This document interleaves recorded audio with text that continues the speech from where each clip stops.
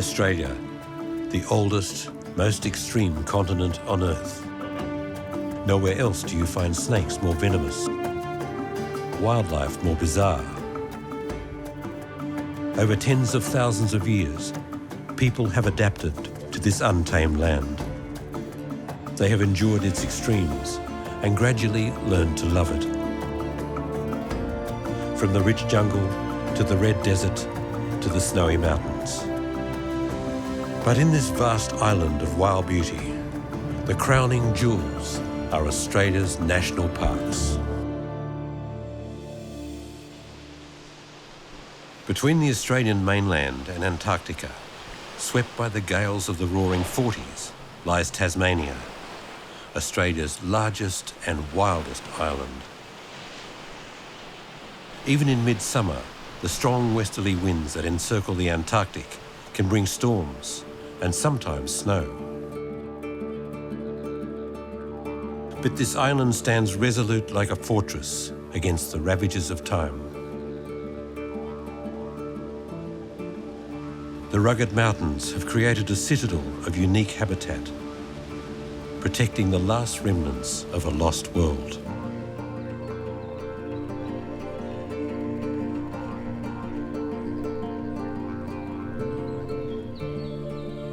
Tasmania took shape in the tectonic rage that wrenched Australia from the supercontinent of Gondwana 45 million years ago.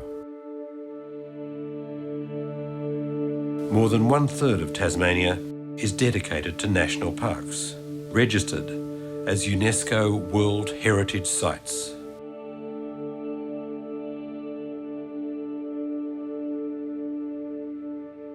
Ancient sheltered valleys of temperate rainforest have been preserved. The high humidity and mild temperatures create an almost closed canopy, which acts like a greenhouse dome.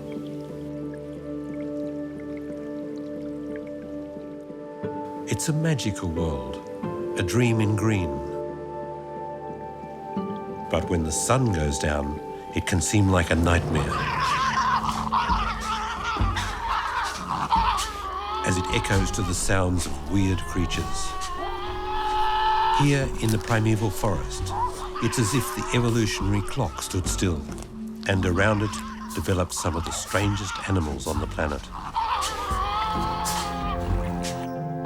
An egg-laying mammal with a duck's beak, a four-legged carnivorous kangaroo with a face like a dog and stripes like a tiger, and the devil himself, a flesh-eating marsupial with the scream of a banshee and the appetite of a vampire.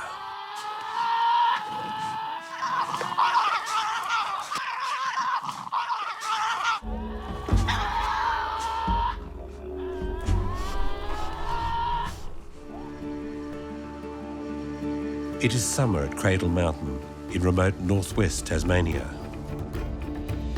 In 1922, this almost untouched wilderness was designated as the Cradle Mountain Lake St Clair Scenic Reserve. From the rugged basalt peaks of the Cradle Mountain Massif to Lake St Clair in the south, it's a place like nowhere else on Earth. For those who care to visit, there's a trail that winds its way 80 kilometres over the roof of Tasmania.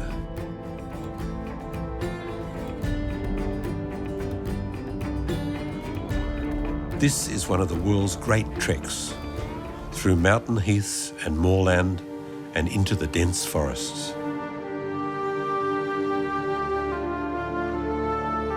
There are over 4,000 lakes in this part of Tasmania, most of them formed in the last great ice age.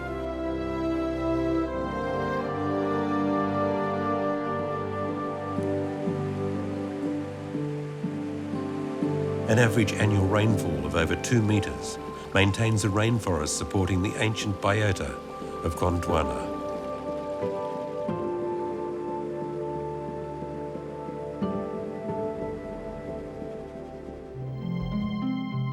In 1936, a remarkable animal called Benjamin died in a Tasmanian zoo. Despite the name, she was actually a female. And although she looked like a dog, she had a pouch for her young. Benjamin was a Tasmanian tiger or thylacine. At the time of European settlement 2 centuries ago, there were thousands of thylacine on the island state of Tasmania. Sadly, Benjamin was the very last known of her kind, extinguished by bounty hunters after 4 million years in this land. This is a wild and inaccessible wilderness, the domain of the unexpected, the extraordinary. Some might even say unearthly. You may even encounter the devil himself. If you stood here at this spot 10 million years ago, you might have been stopped dead by the same scream that pierces the forest tonight. When the first white settlers came here 2 centuries ago, they agreed it was the cry of the devil, and the name stuck. Until about 600 years ago, devils inhabited all of Australia. Today, they live only in Tasmania.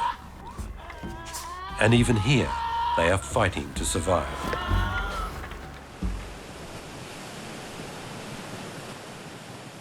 Strange things happen in Tasmania, like falling in love with a savage, bad-breathed, big-toothed scavenger. But that's what happened to Wade Anthony. Wade decided the last icon of the Tasmanian wilderness must not go the same way as the Tasmanian tiger. He became the devil's advocate. He left the National Park Service to dedicate all his time to trying to save the little Tasmanian devil. These are bones that have been crunched by a Tasmanian devil and cleaned up by a Tasmanian devil. These are the leftover of rufous wallaby leg bones, and you can see this is a jawbone of a rufous wallaby. Now, a rufous wallaby makes up a fairly primary diet of the Tasmanian devil. So we know that devils, you can see that there's it's an active game trail by the markings on the ground and obvious evidence of the bones. So devils are moving through here, and we will locate a camera on the tree just beside the game trail, and we should be able to pick up photographs of devils. On the way home, Wade gets a call to tell him that a devil has been hit by a car. At night, they frequently scavenge roadkill, which saves them from hunting live animals. But sometimes they become the roadkill. He's a prime breeding animal and in fantastic body condition, so it's a shame to see him killed. Wade examines him for signs of the facial cancer, but this animal is healthy. I am affected to see them killed on the road. When the population was at 150,000, then it wasn't a major concern. It was inevitable it was going to happen, that animals would be killed on the road just because they were in such high numbers. Now, with the demise or the shrinking population, it's a real shame to see them killed on the road. It really is. I mean, the devils need all the help they can get at the moment for the survival of the species. At the foot of Cradle Mountain, Waldheim Chalet was constructed of rustic natural materials by the plant-loving Austrian Gustav Weindorfer. Together with his wife Kate, a century ago they built this humble hostel so that other people could experience the exquisite wilderness for themselves. Many did come to this secluded resort, enjoying the warm hospitality of the botanist couple. Gustav preached to his guests that this precious area should be protected by being made into a national park. During the First World War, Gustav suffered 2 tragedies. First, his wife died, and then because of his Austrian origins, he was accused of being a spy, although he'd been an enthusiastic Australian for decades.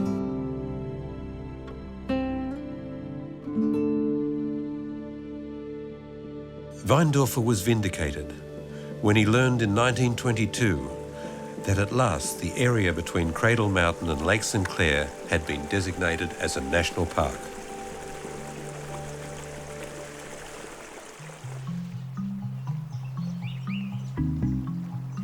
Today, the waterways of the southwest are travelled by a different breed of pioneer, men on a mission to help save one of the rarest creatures on Earth.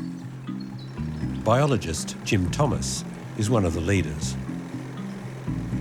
The orange-bellied parrot is very endangered. There are less than 200 birds in the wild, and they're all found in southwest Tasmania. The parrot breeds only here and migrates across the storm-swept Bass Strait to winter on the Australian mainland. It's fallen victim to feral predators like cats, and its mainland feeding grounds have been reduced by development. 3 state governments and national park scientists have joined forces to save these precious parrots. The birds are now being bred in captivity, where they're being prepared for the wild. The idea is to release them to this remote corner of Tasmania, where they once flocked in their thousands.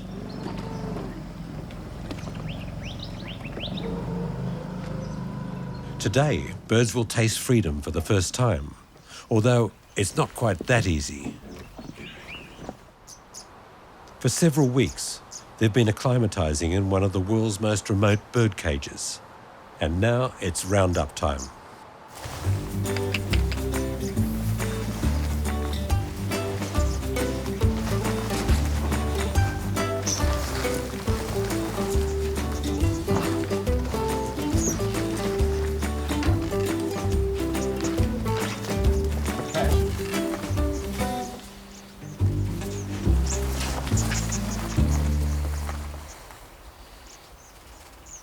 All right, who have we got here? He's really well coloured up. And look at that orange breast. He's black W, so he was bred in Tasmania. The little parrots are tagged, so their movements can be tracked over the precarious journey ahead.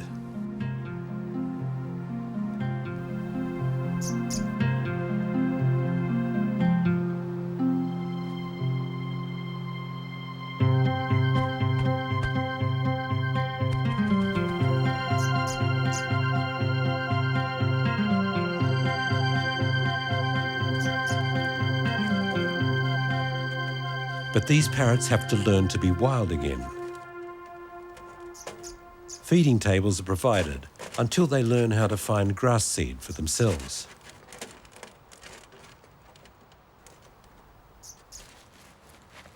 This is a rare opportunity for Jim to observe the parrots, and every move is scrutinised.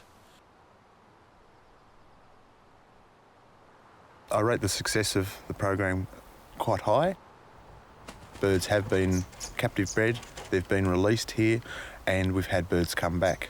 So we are getting the results we want, and to improve those results, we need to concentrate our efforts more on captive breeding and releasing of the orange-bellied parrot. Eventually they make that final leap and fly away.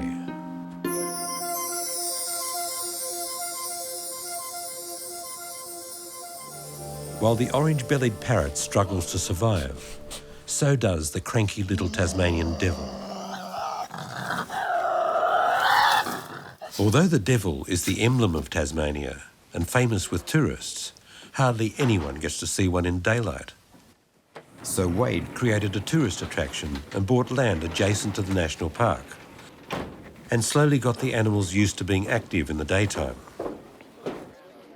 Okay, folks, as you can see, there's a few devils moving around out there.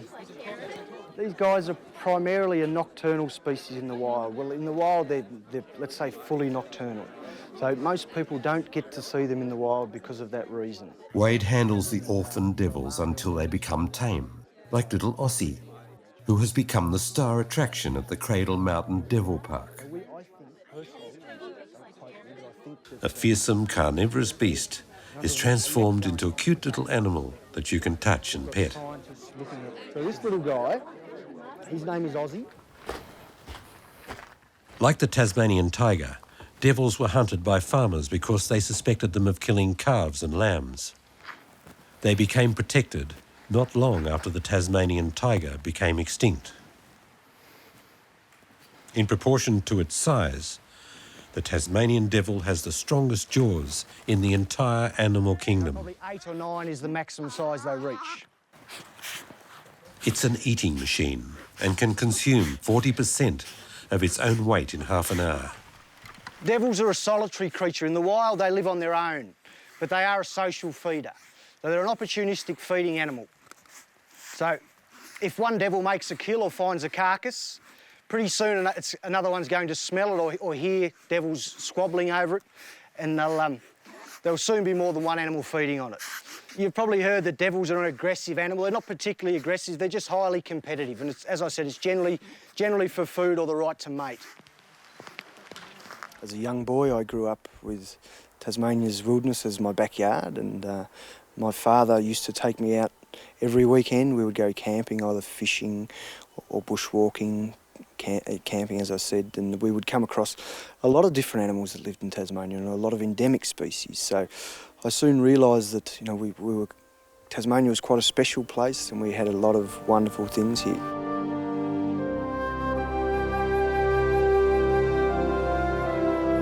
Where could an animal possibly exist that had webbed claws, a duck's bill, a beaver's tail, and lays eggs and feeds milk to its young?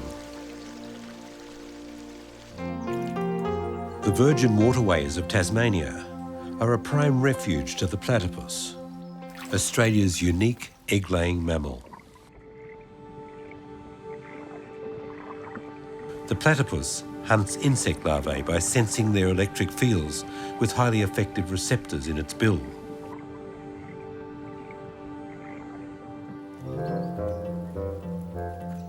When the first specimens of the platypus arrived back in London in the late 18th century, they were declared hoaxes.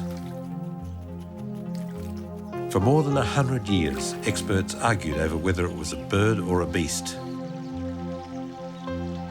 Eventually, in 1884, it was officially declared in a worldwide telegram that it was a whole new category, the monotreme. The only other monotremes are the echidnas. The echidna probes for ants and insect larvae.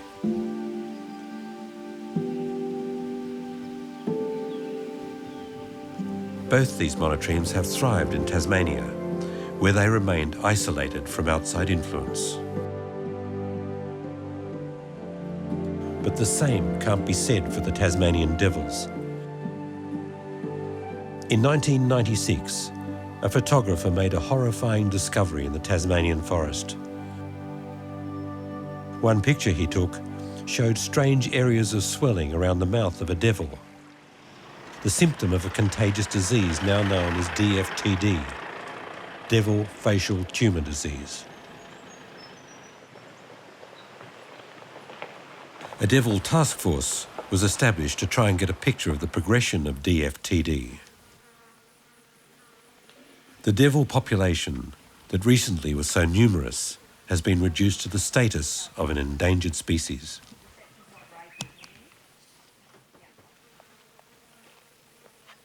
Shut off from their familiar environment, these normally aggressive animals are generally calm when trapped in this way. Some even go to sleep. Team leader Samantha Fox handles the wild animals with great care. Get on the side. 982.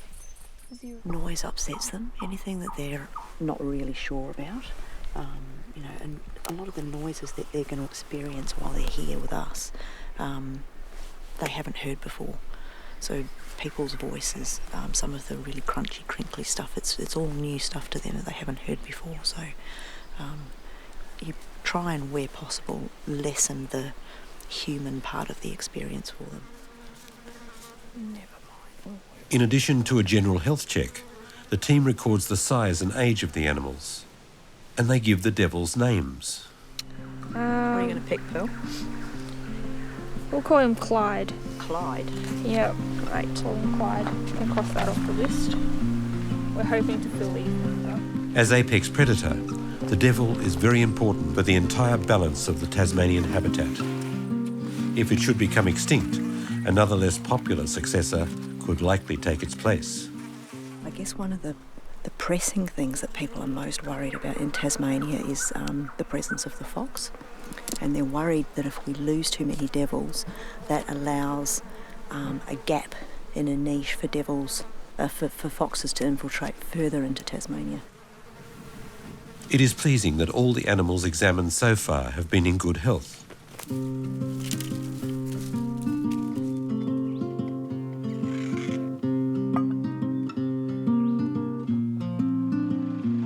A quick picnic lunch and a phone call from the only place to get mobile reception. They are back at work.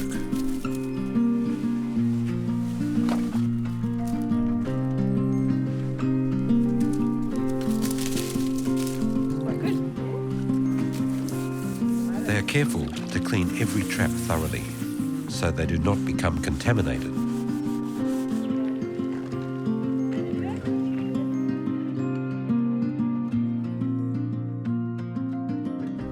And then case number 35.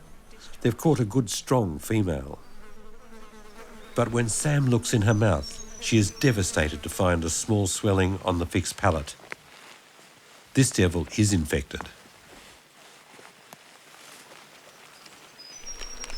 We take an average of 3 for each. So I'll hold the lip open if you can take the measurements and give them to Pearl.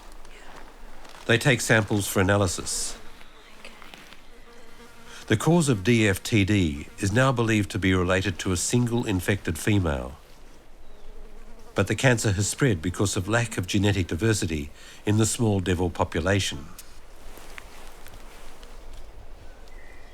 This is probably a little further into the site than I was expecting it to be, but it's very hard to tell. It's not really a case of expectation, and you talk about a disease front and you sort of think that it's going to be, a lot of people would imagine that when you talk about a disease front, it's going to be a straight line and it's moving across the state in a straight line, and it's never going to be like that. It's going to be highly variable depending on habitat, on abundance of devils, on a whole lot of other things. After the examination, Sam releases the female, revealing the wounds from the constant battles that many Tasmanian devils suffer. Scientists believe that the devils transmit the disease by constantly biting each other when eating and mating. Whatever the cause, the disease has spread remorselessly through the devil population in less than 20 years. And so far, nothing can be done to stop it.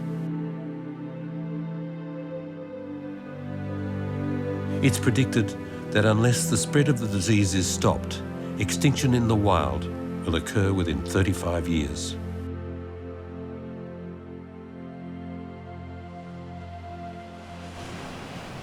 On the extreme west of the island, remote and almost uninhabited, is the only place left where the devils don't suffer from DFTD. These healthy devils gave local farmer Jeff Taylor an idea. And now people come to this region just to dine with the devil.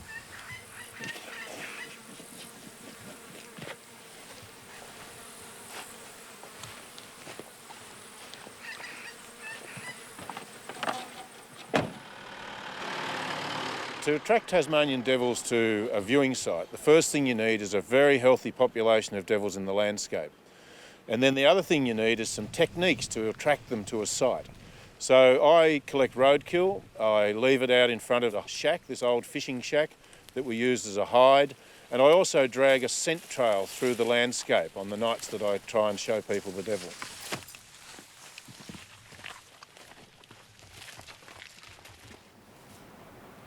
Jeff opened his Devil's Beach restaurant 5 years ago for this uniquely Tasmanian dining experience.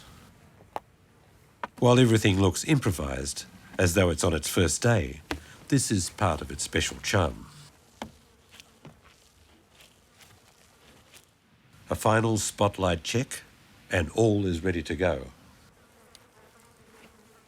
A baby monitor allows us to hear the devils cracking the bones, while the guests enjoy their own haute cuisine inside the restaurant.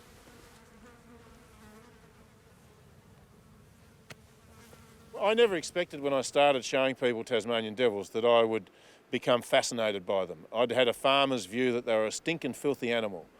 As it's turned out, they're an intriguing animal, one of the most intriguing animals I've ever seen in my life. And so every night I come down here, and this is night number 1010, I'm excited. The Devil's Restaurant caters for both humans and animals. The first guests arrive at sunset. And we'll shut the door so we don't let any mosquito. This one? No. While the other guests arise and start roaming around and looking for food. We'll keep the light on for a little while, but then later on we'll have a candle and we'll watch through the window and turn everything down low. Okay, take a seat. I need to check my lights and things. Here's some reading material. While inside, the humans enjoy the fine aromas of French cheese, Italian bread and Australian red wine. Outside, a dead wallaby radiates its own seductive aroma. Some guests come back for a second visit. We came here 8 years ago, and it was in a guidebook that From 8 years ago? From 8 years ago, which we were rereading prior to coming here for this visit. And it was we only saw like it a there, week before we left, and I thought, wow, that sounds fantastic. we researched it a bit and looked at it, and then called. And very similarly, happily, he was going out. It was the right night. We called 2 days ago, and it was perfect. Suddenly, a crackle comes through the baby monitor.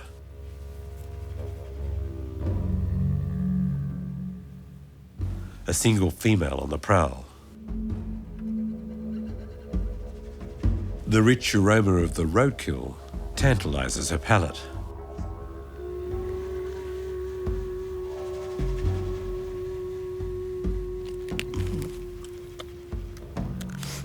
While the devils may prefer dining alone, their raucous appreciation of the meal soon attracts other guests.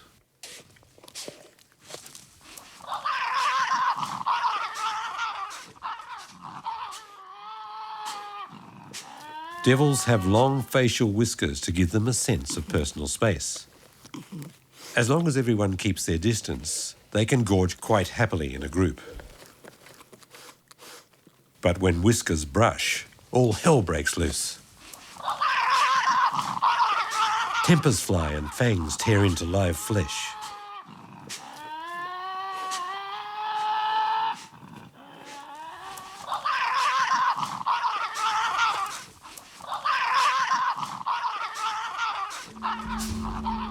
It is this secret observation of the wilderness up close that guests love so much about the Devil's Restaurant. This is a beetroot dip. Okay. Australians have beetroot in everything. The Devils are also gorging themselves on Tasmania's famous organic produce.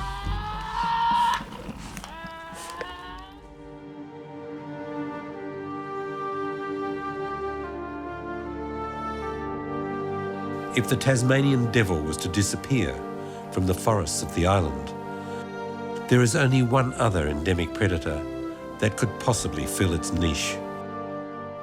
The wedge-tailed eagle, a far more elegant scavenger.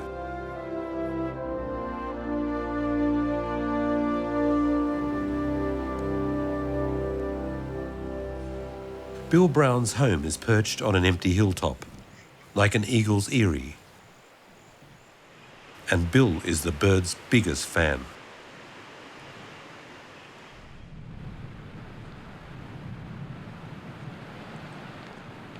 In an outdoor enclosure near his house, he's reared a wounded young female.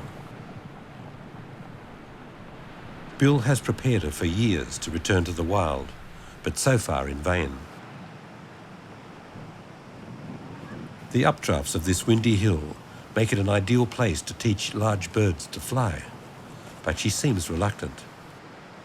Icarus was found when she was about 6 weeks old. Her nest was burnt by a wildfire in state forest in the north of the state, and she was found by some forestry workers, and they contacted me, and she was singed but otherwise unharmed, and I've had her and raised her since then.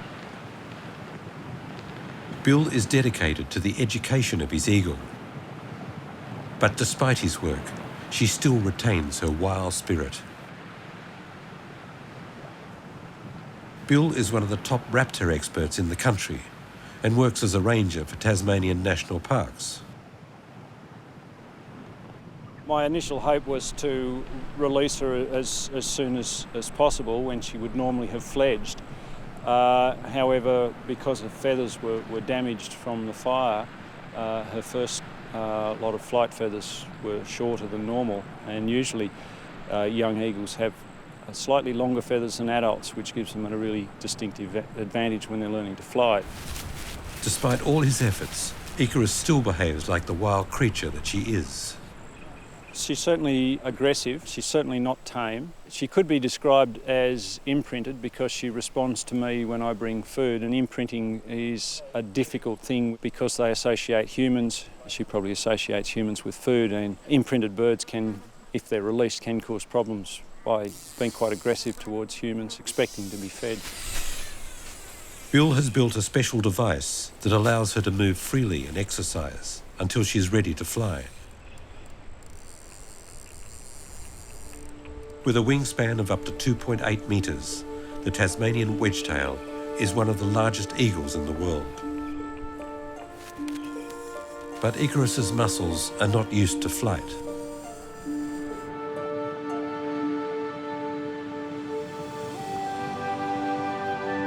Passing wild eagles use the rising thermal airflows to soar to altitudes of more than 1,800 metres.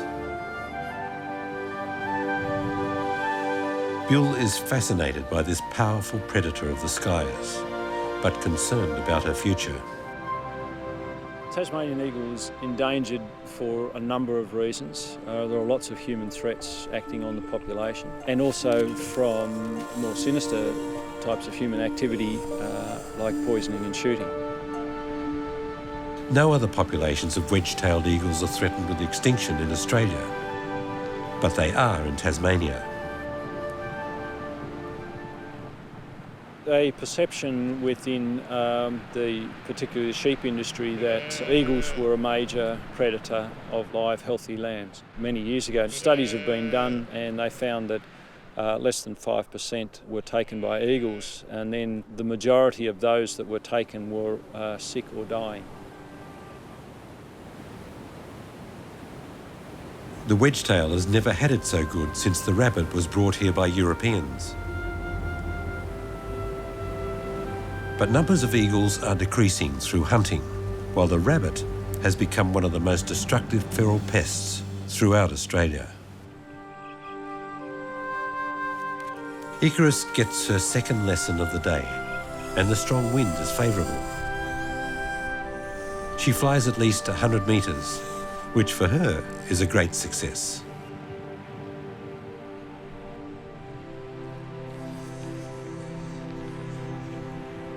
The young eagle feels the wind in her feathers and tries again.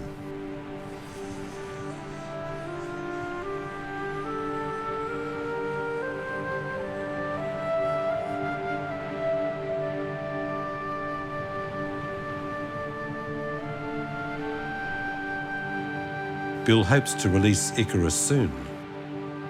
He would love to watch her soar effortlessly up where she belongs with her wild eagle kin.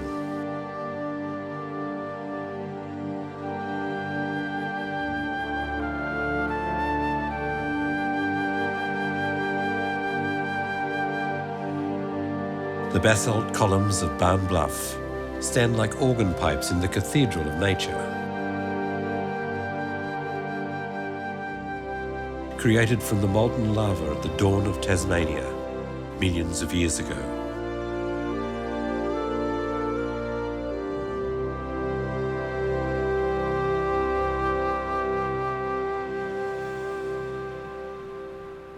The mountain landscape is the domain of the wombat.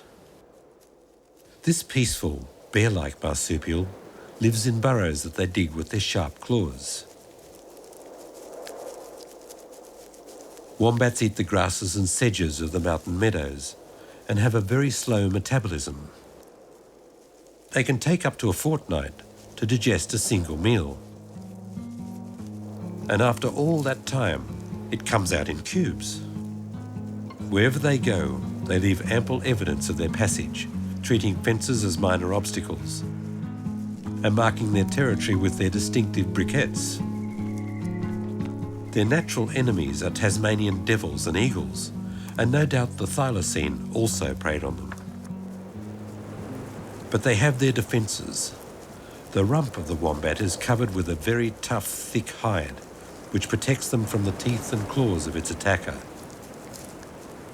It's also capable of crushing its enemies against the burrow roof.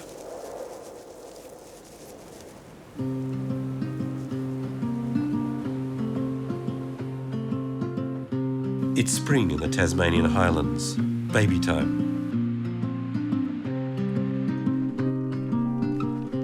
Wade Anthony observes this timeless wilderness every day from the simple house he built with his own hands.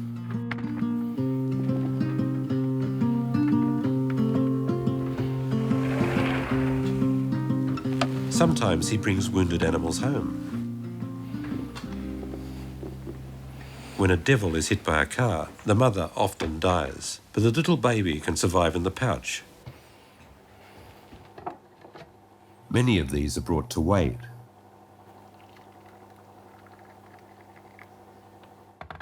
He rears the young devils with a special milk formula, sold in Tasmania just for feeding marsupials.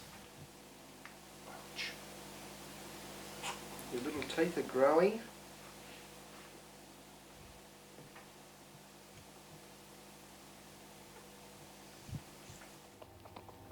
Oops, oops, oops. And some more. These two will have plenty of time to practice because Wade will have to do this twice a day for the next 3 months. Willem, as we've called him, was found on the edge of the road with his sister next to his mother, which had been killed on the road. Unfortunately, his sister didn't make it through the night, but Willem, he was the stronger of the two, obviously, and he managed to survive the crucial 24, 48 hours. He was brought into us 24 hours after he was found, and luckily for Willem, he took to the bottle very, very quickly. So this was a really positive sign. Once they take to the bottle, then generally speaking, they're away, and you shouldn't have too many problems with them.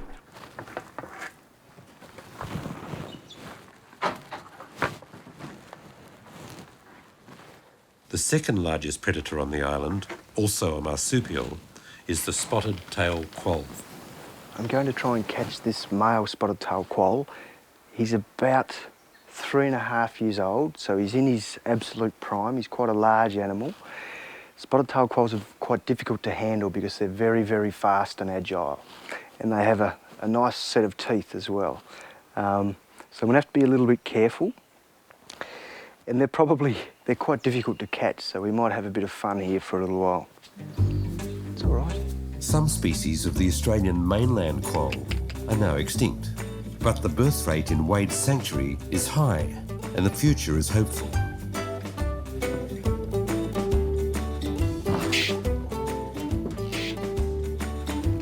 Quolls often have to be moved from enclosure to enclosure for breeding.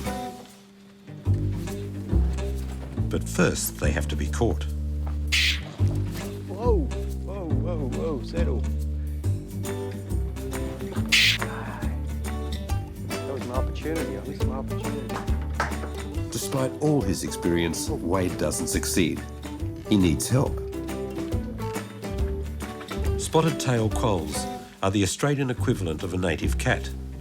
They tear birds and small kangaroos to pieces with their teeth and claws, and they are excellent climbers.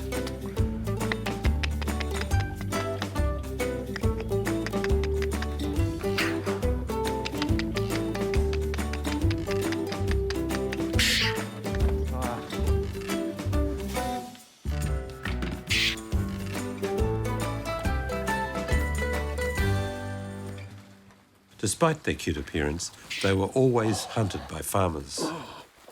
This is where it could be dangerous. Although they enjoy a more sympathetic reputation than the Tasmanian devil, they are just as ruthless a predator. Can you put that underneath you? Oh, we got him. As you can see, they're very fast, very agile, and take a bit of catching sometimes. Thanks, Nicole. For the meantime, I'll place him in this trap. Hopefully. The quoll's bite muscles aren't as strong as the devil's, but they don't give up, not even in a bag. Yeah.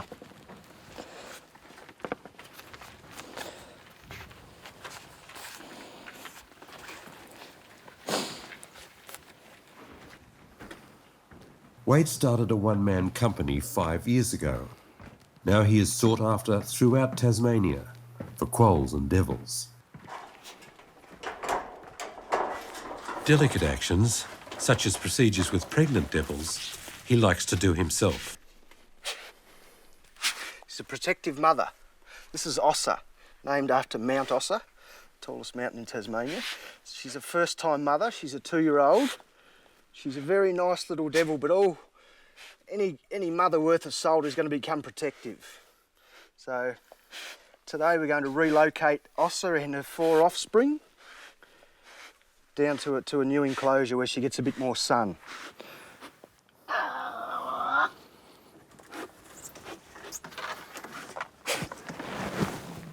Life is not easy for young devils. A mother delivers up to 30 minute babies in one litter, each one no heavier than a few tenths of a gram. She has only 4 teats inside her pouch. Only the 4 strongest babies get any milk. The rest are eaten by their mother. The 4 who have made it this far know how to fight to survive.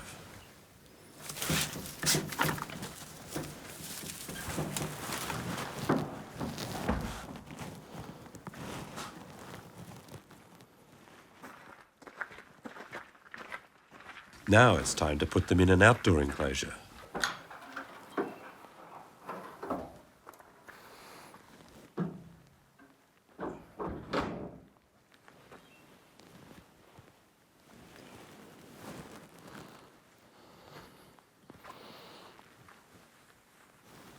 For 100 days, these 4 youngsters have done nothing more than to hang on tight to their mother's nipples.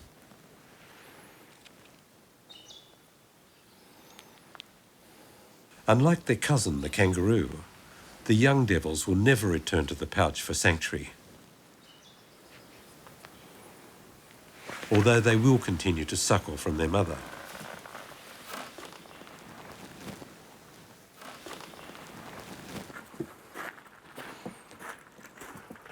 Ossa is brought to join her babies. But when she's put into the new enclosure, she feels disoriented and a bit insecure. Hello, Gil. Hello. It's all right. And she wonders what Wade has done with her joeys. They're in here.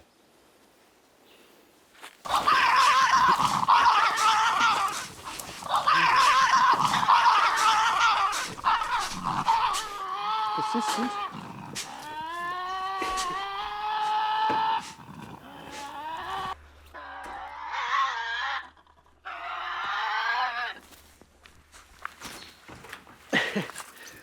That's the quickest way out. Thinking around Christmas time or very early in the new year, the young will be fully off milk. They'll be on purely meat and water. And once this occurs, Mum's done her job. They're becoming increasingly difficult for her. And one night she'll just leave the den and won't come back.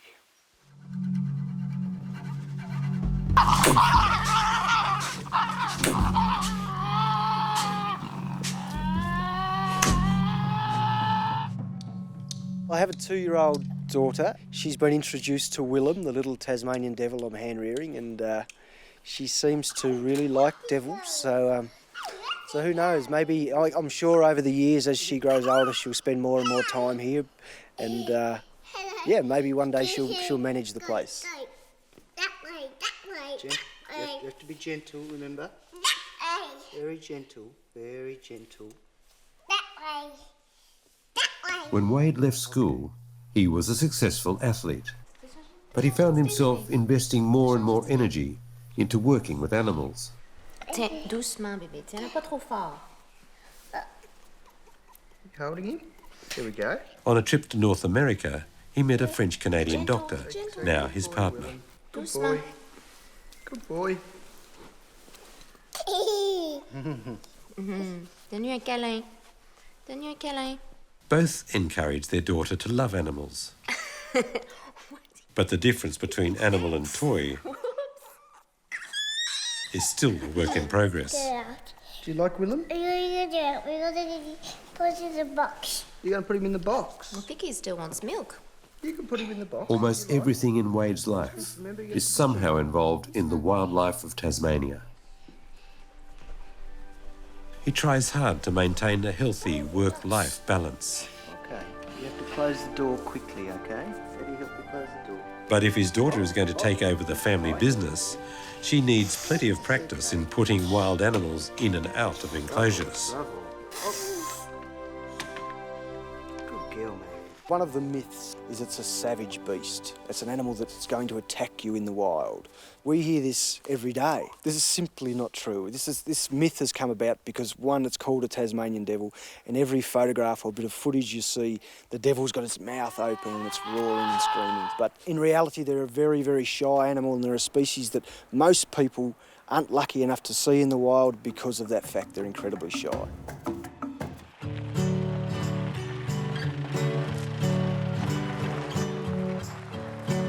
On his days off, Wade likes to get on the water. Instead of going fishing this weekend, he decides to take his family on an eagle spotting expedition.